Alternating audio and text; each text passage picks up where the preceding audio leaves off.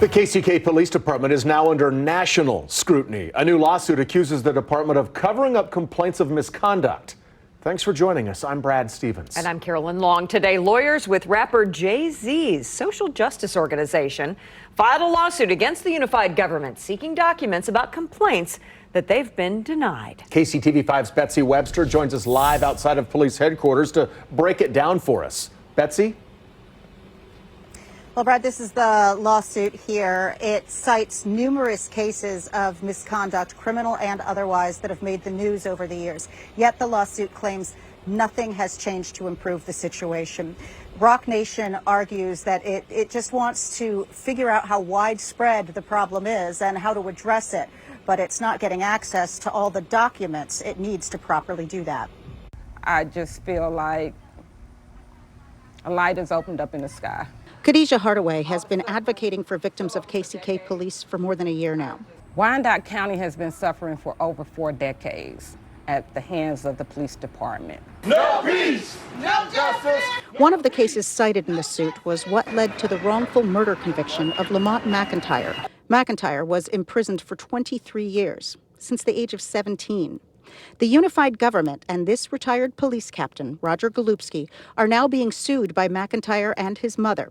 The suit alleges Golubski had a decades-long history of exploiting black women for sex, including McIntyre's mother, and claims he manufactured evidence against her son as retribution for her rejecting one of his advances. Today's lawsuit for release of records says Golubski's behavior was an open secret. That lawsuit, filed today by Roc Nation, speaks of a, quote, blue code of silence, and argues the only way to root out corruption in the public interest is to shed light on how things are handled here. Among the records requested were complaints filed against and with the KCKPD's investigative division, as well as related documents on investigations and disciplinary actions. The suit says the unified government agreed to release documents on complaints, but denied the requests on investigation and disciplinary documents, citing state law protecting, quote, disclosure of personnel records. The suit says the denied records are essential to, quote, determine whether complaints are being seriously addressed and whether there is sufficient oversight and supervision over the KCKPD. I feel like the fact that the door is open and there's so many victims in Wyandotte, that hopefully, in their spirit, they'll be wanting to bust down the door. Hardaway is bolstered by having Jay-Z's team on board and hopes it will eventually lead to something even bigger, a Justice Department investigation. It's great when anybody is telling your story. It's another thing when they actually take the steps legally to start that process.